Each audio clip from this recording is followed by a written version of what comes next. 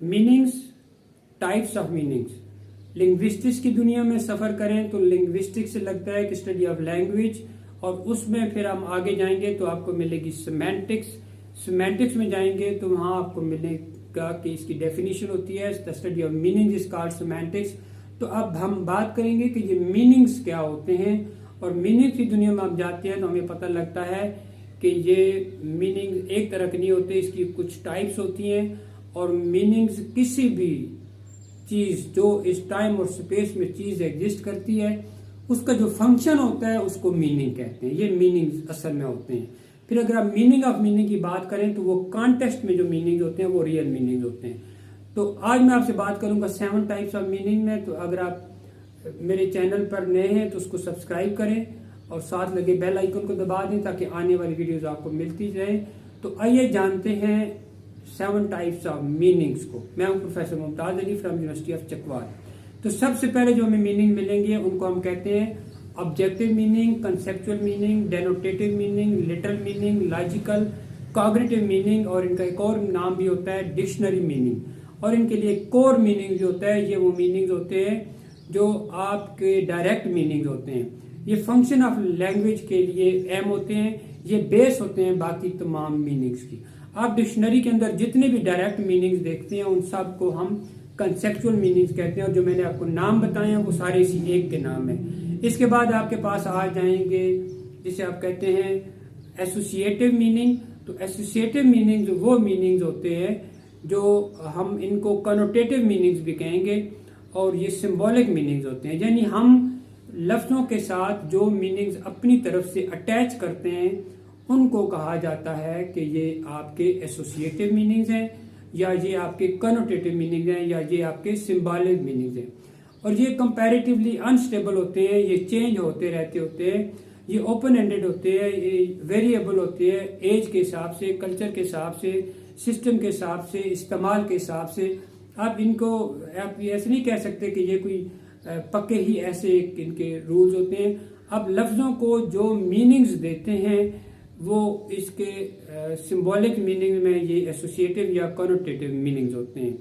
जैसे सिंपल सी अगर रोज की आप बात करें तो कंसेप्चुअल में वो एक फ्लावर होगा, लेकिन एसोसिएटिव में उसको आप लव का सिंबल कह सकते हैं, आप उसको किसी का इमेजिनेशन का सिंबल कह सकते हैं, आप उसको फ्रेंडशिप का सिंबल कह सकते हैं। तो जो सिंबॉलिक मीनिंग अडॉप्ट की जाते हैं उनको कहते हैं एसोसिएटिव मीनिंग। फिर हम मूव करेंगे सोशल मीनिंग की तरफ। तो मीनिंग जो होते हैं वो एक पीस ऑफ लैंग्वेज जो ऐसे मीनिंग यूज करे जो सोशल कॉन्टेक्स्ट में यूज होते हैं, कि किसी खास सोशल कॉन्टेक्स्ट में कि किसी जो लफ्ज यूज होते हैं ना, पता है आपको जब आपका सोशल सेटअप चेंज होता है तो कॉन्टेक्स्ट भी चेंज होता है। जब कॉन्टेक्स्ट चेंज होता है तो फिर लफ्जों का इस्तेमाल जो है वो भी हम चेंज करते होते हैं।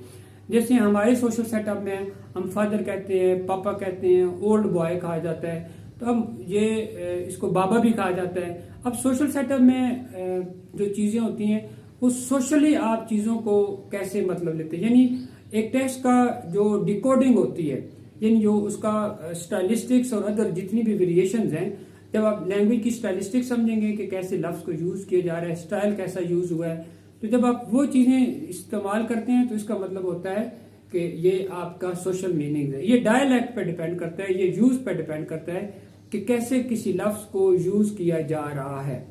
फिर जैसे अगर हम कहें कि आई एंट डूइंग नथिंग, ऐसे अगर फिक्रा कहा जाता है तो इसका मतलब ये होता है कि ये कोई ब्लैक अमेरिकन जो है ना वो इस तरह के वर्ड जो है वो यूज करते हैं। जैसे हम किसी को कहते हैं कि कमन यार तुमने ये क्या कर दिया, और यार ऐसे नहीं करना चाहिए था। अच्छा, इस तरह के जो लफ्ज होते हैं ना, जब आप कहते हैं कि डोंट बी झल्ला, जैसे कहते हैं, तो अब ये ना हमारी लैंग्वेज में भी यूज होते हैं, जिस कल्चर में हम लोग रह रहे हैं, इंडो पाक का जो कल्चर है। तो इस तरह के सोशल सेटिंग में इस्तेमाल होने वाले लफ्जों को हम कह सकते हैं, और सोशल सेटअप में ही मीनिंग्स होते हैं, उसी में इसका कॉन्टेक्स्ट होता है। मीनिंग की एक और टाइप होती है जिसको आप कहते हैं अफेक्टिव और इमोशनल मीनिंग। अब मसला कहते हैं कि शी इज ए फॉक्स, तो अब इसके साथ कुछ इमोशनल मीनिंग या अफेक्टिव मीनिंग होंगे। वो होता क्या है कि ये आप जो लफ्ज बोल रहे हैं, याद रखिएगा लफ्ज होते हैं ना उनका असर होता है, लफ्जों में जान होती है। कोई लफ्ज आज तक बना ही ऐसा नहीं है जो असर ना रखे।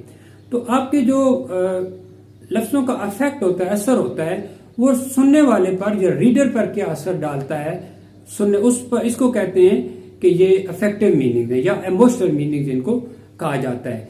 या ये उस वक्त जब आप पर्सनल फीलिंग, एटीट्यूड किसी बंदे की तरफ शो करना चाहें तो आप इफेक्टिव लैंग्वेज यूज करते हैं। जैसे होम है, तो होम जो है वो एक सेलर के लिए, एक जो दुनिया घर से बाहर रहता है, दूर वतन से दूर है, जो बेघर है, उसके लिए इसके मीनिंग्स और होते हैं। लेकिन जो बंदा अपने घर में रहता है उसके लिए इसके मीनिंग्स और होते हैं। फिर आप एक जैसे लफ्ज मदर का, तो या मदर केयर कहते हैं, तो एक ऐसा चाइल्ड जिसकी माँ नहीं है उसके लिए इसके मीनिंग्स और होते हैं, और जो जिसकी माँ होती है उसके लिए इसके मीनिंग जो है वो डिफरेंट होते हैं। तो अब ये जिसको आप कहते हैं ना कि ये अफेक्टिव मीनिंग, जैसे अगर आप किसी को कहेंगे कि यू आर इडियट, तो उस पर जो असर होगा ये अफेक्टिव मीनिंग होगा। You are brave, you are like a lion, you are good, you are courageous, you are caring, you are loving, अब ये सारे लफ्ज असर करेंगे। अगर आप किसी को कहेंगे कि you are idiot, you are foolish, you are just sluggish person, तो ये नेगेटिव इनकी मतलब होता है, कॉनोटेशन या डेनोटेशन जो भी आप इनको दे अलग-अलग से, तो ये अफेक्टिव मीनिंग होता है। रिफ्लेक्टेड मीनिंग इसके बाद आते हैं। रिफ्लेक्टेड मीनिंग्स होते हैं कि यानी इन मीनिंग्स पर हम तब पहुंचते हैं कि जब एक वर्ड जो होता है एक तरह से ज्यादा के कंसेप्चुअल मीनिंग्स ली हुई होता है। जैसे ट्रंक की हम बात करें तो ट्रंक, ट्री का भी ट्रंक होता है और एलिफेंट का भी एक ट्रंक होता है। तो ये किस तरह ये प्रोडक्ट जो होती है, रिफ्लेक्टेड मीनिंग जो होते हैं कि किस तरह लोग चीज़ों को रिकॉग्नाइज करते हैं, किस तरह चीज़ों को इमेजिनेशन में लेते हैं। तो जैसे हम कहते हैं ना कि ही टुक द ड्रग्स या एंजॉय योर सेल्फ, तो ये जो रिफ्लेक्टेड मीनिंग है ना, ये इससे हम मीनिंग जो दे रहे होते हैं वो आप ऐसे समझ लें कि इससे रिलेटेड मीनिंग जो अगला बंदा ले रहा होता है उसके लिए ये यूज होते हैं। फिर 6 पे जाएंगे तो आपके पास आएंगे कोलोकेटिव मीनिंग्स।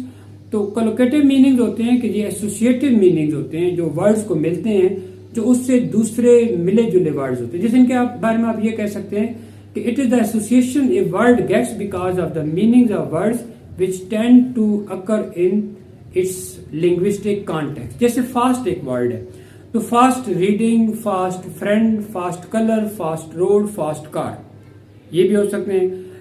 हैव ए फास्ट भी हो सकता है और इसका मतलब क्विकली मूविंग भी हो सकता है, और इसको आप स्पीड की लाइट उसको भी फास्ट कह सकते हैं। तो ये सारे लफ्ज जो यूज होते हैं इनको कोलोकेटिव मीनिंग्स कहते हैं। इसके बाद आ जाएंगे थीमेटिक मीनिंग्स। तो थीमेटिक मीनिंग जो होते हैं इनके बारे में याद रखिएगा कि ये मीनिंग्स हैं, the meanings arriving out of the way in which the writer और speaker organises his message is called thematic meaning. कि एक राइटर जो है, जो बोलने वाला है, वो अब किस तरह की लैंग्वेज यूज करके, किस सेटिंग में यूज करके, कौन से वर्ड यूज करके, तो वो क्या मतलब देना चाह रहा है, इसको कहते हैं थीमेटिक मीनिंग्स। तो ये जी सारा आपकी types of meanings, types of meaning in semantics. और मीनिंग्स असल में ये होता है कि टाइम और स्पेस में हर चीज का जो अक्सर इस्तेमाल है उसी को मीनिंग्स कहते हैं। वीडियो पसंद आए तो लाइक एंड शेयर करें एंड थैंक्स फॉर वॉचिंग।